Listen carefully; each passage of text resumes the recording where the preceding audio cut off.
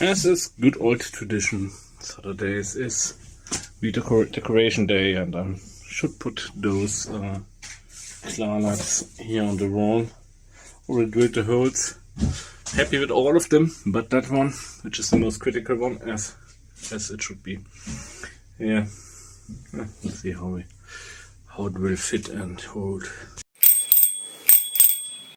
Oh, we are in our old hood here. So to say, like one of the nicest supermarkets in the city. Look at that roof here. This was like all where we're sitting was army base, and they closed it down like in the mid 90s sometimes. Yeah, there has to be.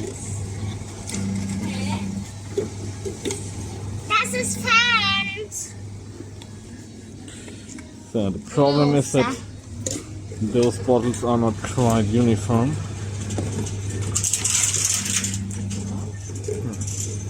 Das ist Sand. And just take those at home.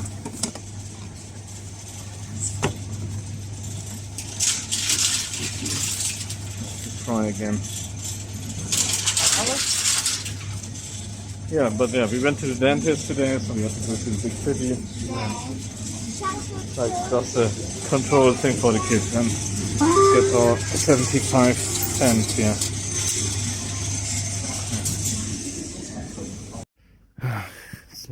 Oh yeah, so swimming course has been cancelled for today because one corona case. I and the kids tested yesterday, everybody negative. Yeah, so it's a little bit less stress, but of course it's like a little bit sad that we don't, that the course, or they write us as soon as the PCR tests are back, but like PCR tests are no longer available in Germany.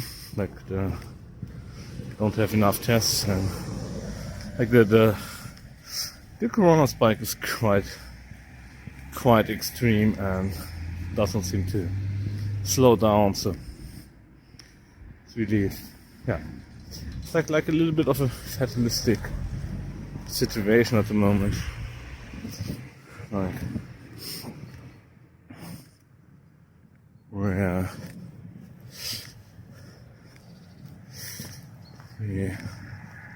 yeah, like it's not like at a point where we really can expect everybody to get it sooner or later. Yeah, and so like people like my mother, who, despite being in a very dangerous group, refused to be vaccinated. It's like yeah, that's a big problem in Germany, because yeah, I think like at the moment it doesn't look too bad, but yeah, there like some hospitals are already at the brink of being overwhelmed, and like I think the situation is very similar to the US in that regard, that we have less ICU beds now. We have many people in the many nurses did burn out and left the profession. So it's like we have the beds, but we don't have the staff to staff them. And I think the situation is very similar in the US of A. But instead of increasing your capacity, has been reduced, and like in Germany, that's generally in a nursing branch has been an ongoing and predictable problem. Like I think what's not so clear is like that Germany is a tremendously old population. We're the second oldest population in the world. I think like the average age in Germany is like somewhere around 45. So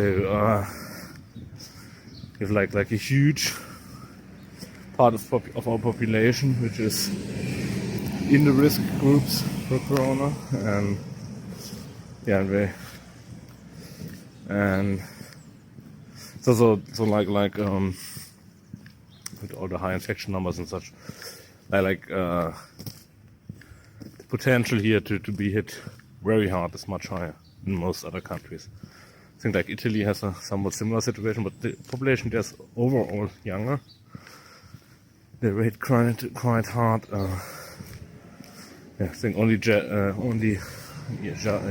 has an older population than Germany comparatively. So that's something which may get out of context if you compare countries. So, like especially like the Eastern European countries, I think they have to have a different problem there because many of the young people moved abroad, like in Poland, and partially to lack of opportunities and partially due to politics, like the Polish government is very conservative and very seated in the older population and the many young people. That's like maybe a downside of the EU in a sense, that the younger people move away, but I think you can very much compare the European Union to the US in many regards, just that we don't have a centralized government in that sense. It's like we only have a centralized law outlining authority, so to say, I think that there are many US states like in the Midwest and the flyover states where very similar situations existing, that young people with high qualification rather move to the coasts, and the quagmire of those states either keeps you down or you get out, right? And then the situation worsens because if the people with a good education go away, there's not much, or there's less opportunity, and whoever gets a good education decides to move away, and then you have stuff like not enough doctors and such. And I think this is a very it's like with the doctors, Great Britain, for example, had many Eastern European doctors. So it's like the whole Brexit thing really combined with the Corona thing really did it not good there. Like they couldn't staff the hospitals before, after they threw everybody out, or make the conditions so bad for them, assembling with the truck drivers there and such. So it's I think that's something people forget. It's not only the parcel delivery guys. It's also like doctors, nurses, which are coming to your country. If you give them opportunity, if you give them possibility to be a part of your society. But that's in Germany, that's a problem because we don't really have immigration politics the political system. So Germany has a huge there are many people from other countries in Germany, but so de facto we are very multicultural, especially in big cities like Berlin and such. But the reality is that the path to citizenship in Germany is very limited. I think it's not as bad as in Japan, but and the thing is with if you are a citizen of the European Union, that all does not really apply because you basically have the same rights, especially from Western European countries in Germany than a German person. So, but yeah, as I said, compared to the US, I think comparison is very valid because it's not like if you're a citizen of California, you cannot work in another state or such. And so I think that's really so there's internal and external factors there. And same. same with yeah. If you, and I think like Germany is actually worse than our perception outside, but like that perception really draws people to the country, and like without that, nothing would be working here anymore. Like that overaging population would be like we're the second oldest, but compared with Japan, where immigration is almost impossible, and there are very few foreigners in Japan, we would be much worse off, I guess, if we had if we didn't have any immigration into the country. So, of course, it's only a short-term solution, but if you look at my wife's work in the nursing home, there are no Germans working there. Like maybe 5% of the staff, so no native Germans. So it's really nothing would work there.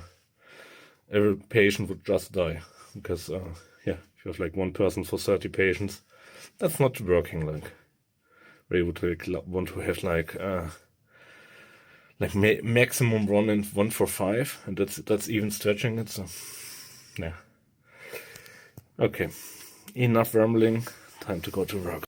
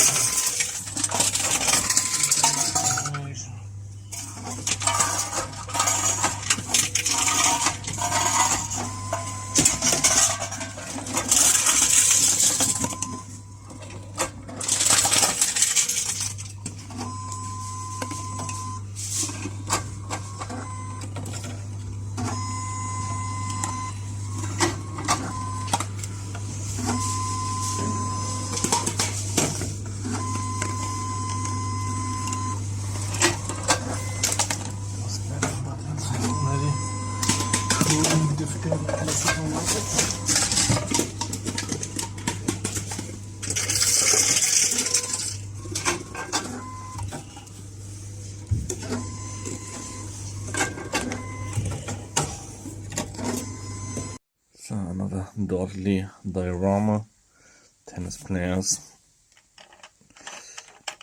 baby turtle, nice garden, flowers, plants, like some stools to sit there. Really nice. So it's Friday, and yeah, actually I bumped my head like on the new shave I put there, and that was like 2 days ago, and yeah, was bleeding all over like head wounds tend to do, and yeah, scared the hell out of the kids. But actually not too bad. Still some blue sky up there. That's like on the camera it looks much brighter. It's actually already sundown and night. So that's quite interesting. To me, being so dark, that looks actually like blue sky. It's like bluish, but that's actually sundown. That would focus there, maybe you can see that by the wonder of videography. Most kids are in their Wing Chun course. We started that a couple of weeks ago. I'm quite sure we started the kids started Wing Chun because dancing wasn't going so well for my son. He just doesn't have the discipline, I guess, and like dance teachers are very strict and evil people, I would say. Very strict. Everything you always saw or ever saw about like ballet teachers in television and movies, it's all true, basically. Enough the fun stuff. Yeah, so that has been going on. Then we had the swimming course, which is Tuesdays, which was cancelled this week due to a corona case. And for the swimming course on Monday, we I went the last 2 weeks to the testing center. Then I didn't sleep enough, and yeah. So basically, it's I'm not quite sure where we are at the moment. But actually, the Wing Chun school, they also do have classes for adults, and I did like a year or 1.5 years or something back when I was in the army, so like 20 years ago, and like then I did Aikido, which I really enjoyed quite a lot, and I did like 12 years of karate when I was like in my teens and 20s, and I have been really missing martial arts for the last dozen years or so. So I was all, like, yeah, I'm not quite sure. I checked. I think they have classes Sundays, which would work even if I would have to return working at my workplace. So that's nice. Yeah, and I think like my wife would probably, or it would be probably really good for my wife, but she hasn't yet responded if she wants to do that together. I'm quite sure. But yeah, actually every family member is like €2 cheaper. Oh yeah, now the camera light came on because it went too dark.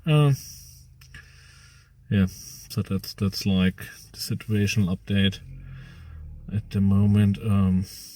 Haven't slept too well this week, haven't worked out, did some cooking, so I'm quite sure. I really have to wait in because I have no idea if I'm actually worsening or improving at the moment. It's probably just plateauing. Hopefully, I would say. Yeah, fear the worst, prepare for the worst and hope the best, and probably you end up somewhere in the middle. Yeah, actually, yeah.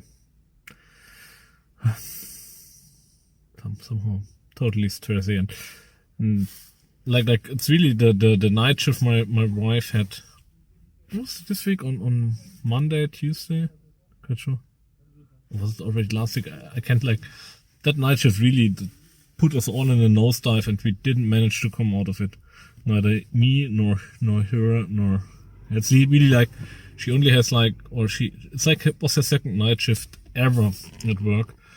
And she'll have 3 days night shift next month, like 3 successive days, and then they have like a long break. It was like 9 days now. So it must have been she's working today, so it must have been last week, Monday, Thursday, and when she had a night shift. So it's really drove us all down, and I think she didn't really manage to come out of it, and me neither. So that's really, yeah. Maybe probably have to develop a routine around that where she really does not sleep all day for like 10 days. And that's really not a good mentally nor for overall, I guess. But yeah.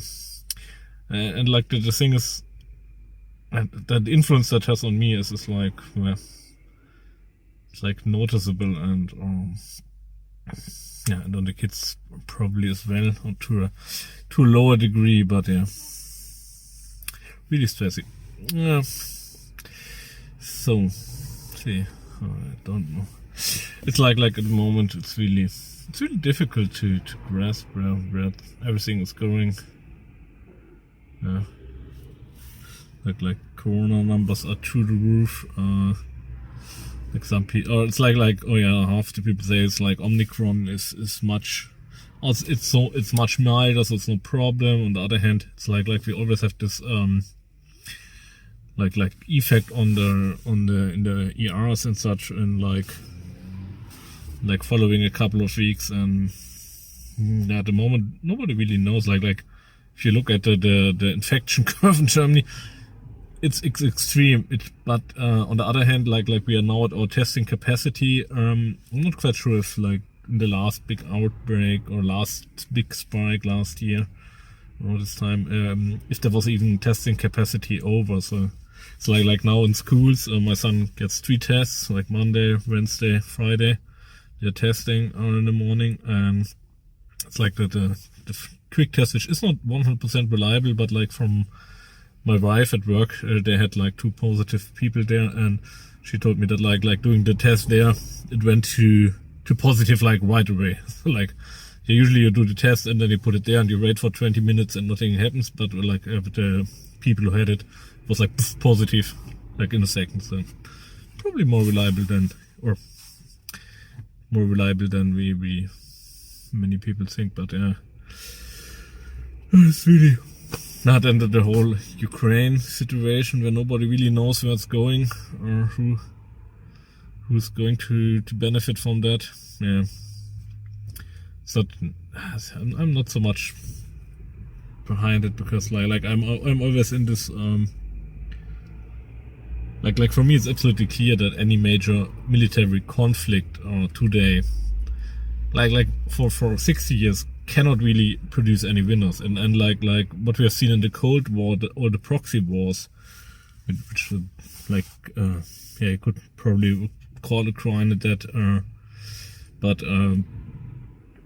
Ukraine you could probably call it a proxy war, but with the ongoing insurrection there in the eastern parts, but the like Vietnam, Afghanistan and that stuff. Afghanistan from both from the Russian and from the US side. This wars they were very I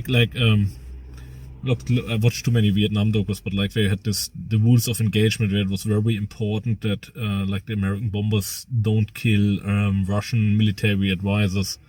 So like where it was really where like the military had to fight with its hand tied behind its back probably, but that probably was necessary to avoid the escalation which could lead into a major conflict, and I think like a big military conflict cannot produce any winners. Like if even if Russia would win and be able to like occupy Ukraine, the whole of Ukraine, and do that relatively cheaply and without much loss of life, which is absolutely which is an illusion in itself. See, like as I told before, like the US was beaten in Afghanistan, the US and the whole of NATO. Like yeah, we retreated basically, but yeah, it's like the same in Vietnam. We could have not, or like we should have pulled off probably like 10 years earlier, because that was not possible to win conflict, and like every action taken in the conflict put more fuel into the fire, so it kept burning because the conflict was running on. But yeah, like occupying a nation is neither cheap nor easy. And like insurrection forces are totally they're very hard to beat, and it's a very high toll, and the question is what are you going to win, and especially if you like a foreign power does like conquer your country, like that's probably the thing where you never will be able to quench the fire of insurrection and people wanting their freedom. And it's like every action the military nation takes, like oh yeah, we like the same with the Far East, Near East conflict in Israel. Like every time something happens, there's an action and a reaction, and it all perpetuates the conflict into endlessness. Like every time there is, like in Afghanistan, every time a drone strike killed an innocent child or person, wherever country that happens, like you instantly create like 10 new insurgents at least, like, and it's very easy, like see with 9/11, like what that did to American freedom, like certainly that so like with the whole what was it called, Patriot Act and such.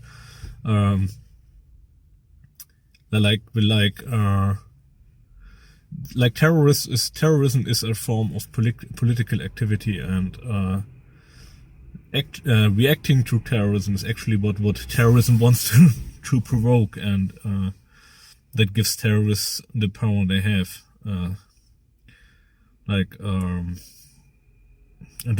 That's actually the problem. Like, actually, the easiest way to beat insurgency or terrorist cell would be to just ignore it.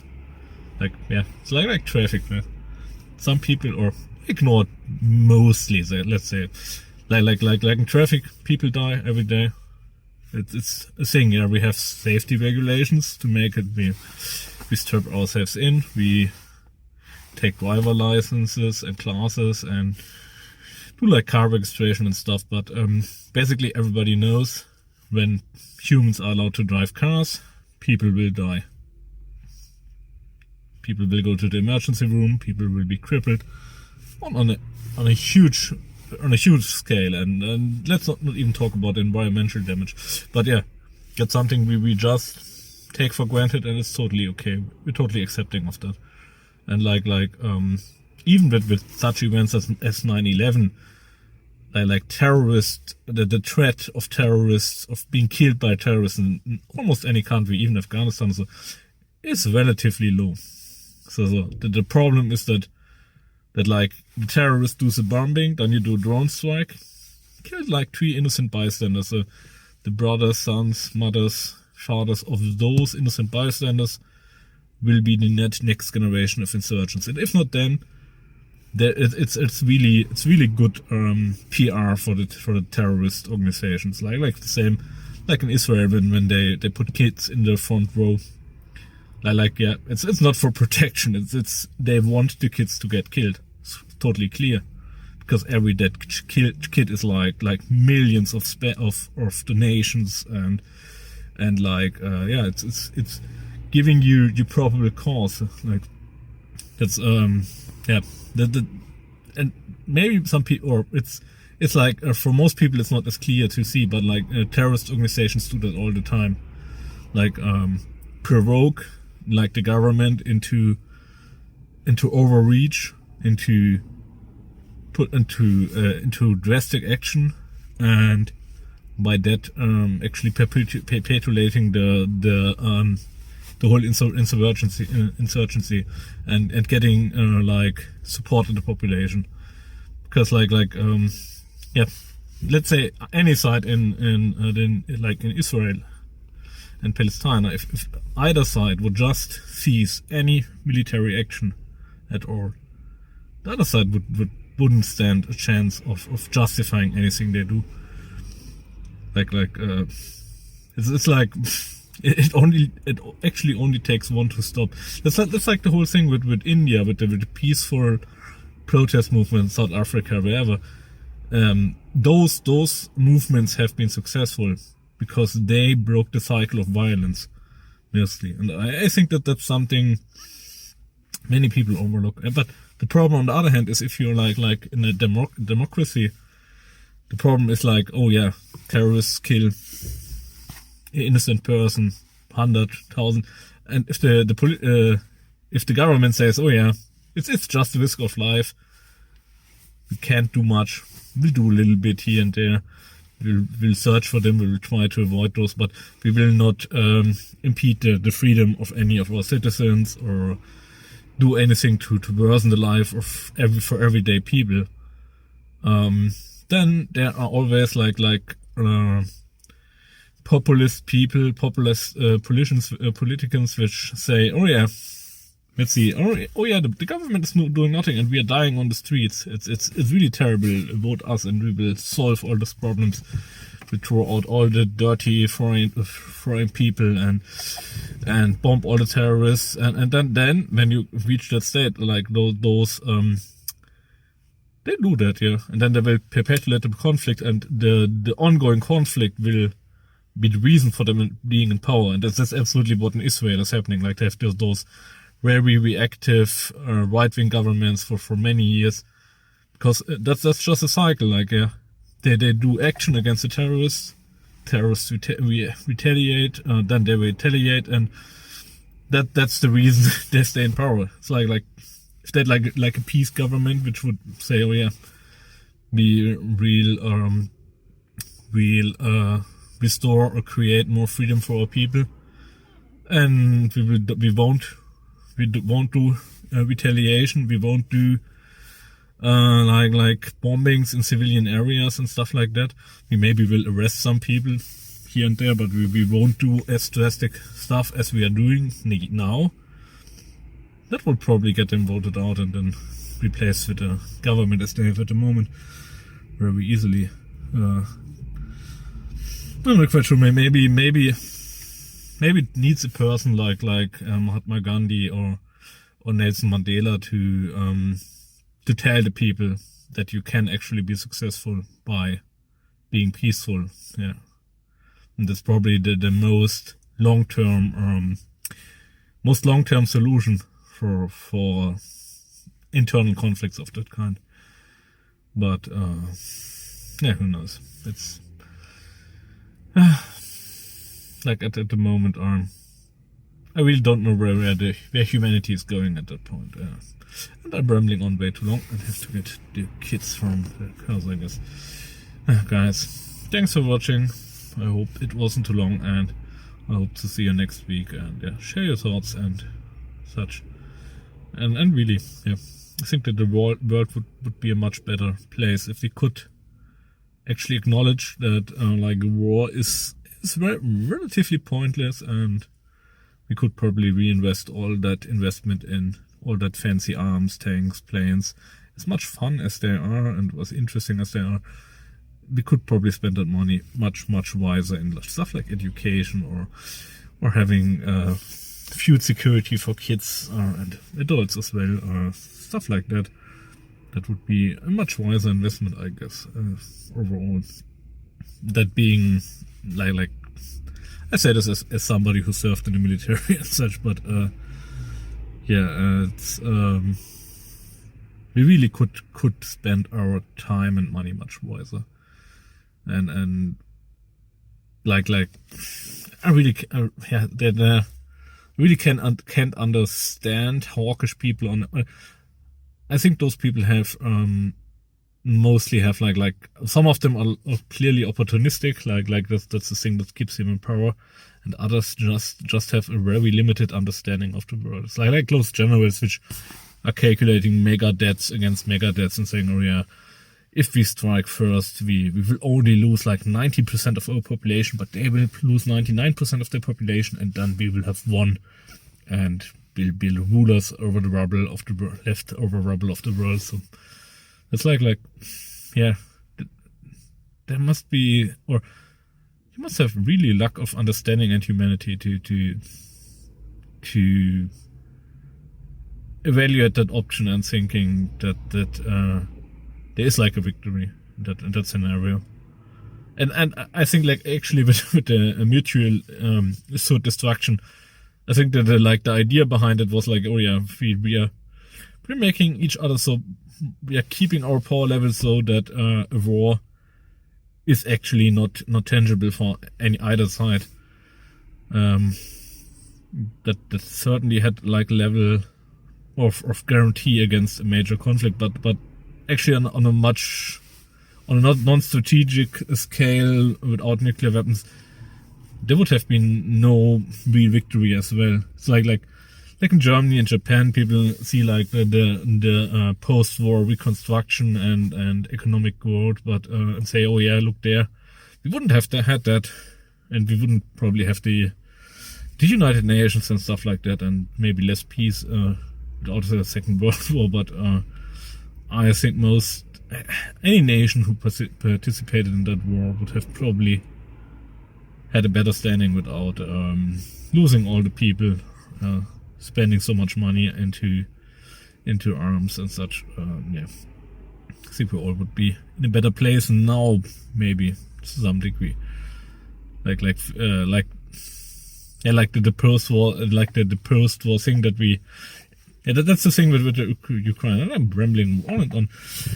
And something like the main problem with the annexion of Crimea. Like the main problem is that that's breaking a bit like international law tradition, and I have some colleagues and friends who were saying, oh yeah, we should just accept that Russia took Crimea and that's totally okay, and return to negotiation. But I think the main problem is actually not it's not the thing itself. It's like the setting, getting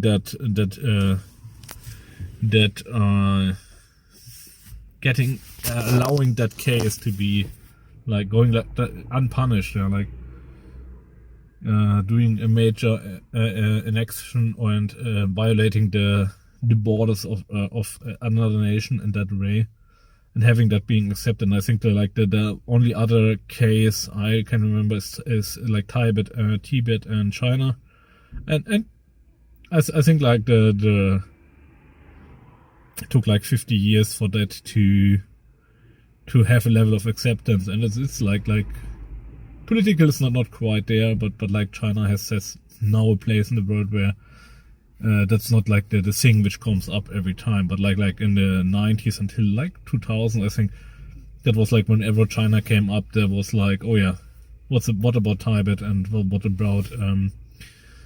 about what you did there, like in like 1949, 51, I'm not quite sure, but that took quite long for China to actually recover from that blunder, internationally speaking and politically speaking, and getting a place where other nations can take you as a partner. And I probably guess like Crimea is not on the same scale, and there's some other arguments, but I think like 20 years is like the minimum. If if Russia would like take Ukraine, that would be like 50 years of isolation, certainly. And on the other hand, like the whole Ukraine thing, from my point of view, it's like just Putin being securing his power. Like that. It's like whenever a government, like a somewhat dictatorial government, gets into trouble, like Argentina in the early 80s, they have to do something drastic like that to quell the dissent in the population. So like do an external conflict to stay in power and not have anybody question your position of power. Maybe that was a similar thing in 39 when Germany attacked Poland. Not quite so sure if that's the thing. We had this where many people say appeasement has never worked, because but not everybody maybe remembers is that there was like the Munich conference where Germany got like most of the Czech Republic. I think what was the name there? So like the Sudetenland, it's like the German speaking part, like the remnants of the Holy Roman Empires, where like German speaking people were like living all over Central Europe, mostly in the eastern parts, and then like this was a thing where like the British Prime Minister Chamberlain was like very keen on appeasing Hitler and not getting war. Like there's a speech with peace of all times, which he did. That was like Germany took Austria, it took the Czech Republic, like on a diplomatical with not military means, but it was like yeah, you can take this, but don't make war, don't start another big war. That was the whole thing. And like if you look at the readiness level of the German army, like Poland, for many people that's like a blitzkrieg, a total success. If you look like the mechanization levels and the readiness levels of the German army at 1939 was relatively low, so they would have needed at least 2 or 3 years of more preparation for a big war in reality. So I think like they expected that to go just as all other things, and the French and British declared war, but like the French didn't invade southern Germany or something. They didn't take action to save Poland. So for a while it really looked that way, that the Western allies would just accept that status there, and would not really, they would declare war, but they weren't ready to go to war for real. So, and like Poland got really totally screwed over in the Second World War, but yeah, from both sides, from all three sides, if you say Russia is their own side, but yeah. Yeah, but that's the thing at the moment, like with Ukraine, where they really don't know why the escalation is going so wide. Or it's just Russia showing some muscle to get a better deal out of it. But I think that needs like a diplomatic solution where they clarify the status of Crimea, and I think like something workable for the future, it would like be like some special status, like special economic zone, maybe civil Ukrainian government with Russian military or something, or like a 99-year lease like in Hong Kong or such thing, that would have I think they have such a thing. They have like such a contract was already in place. Could just return to that status quo. But yeah, I think that the whole conflict was mostly started to perpetuate the government of President Putin, so that he can stay in power. And I think like Russia, there's not really a successor inside, and he's getting old, and he's not as fit as he used to be, and like Turkey has the same situation. So it's really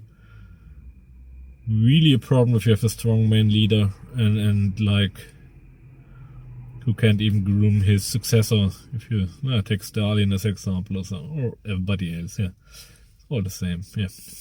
See you guys next week with probably less rambling, hopefully, and more sleep.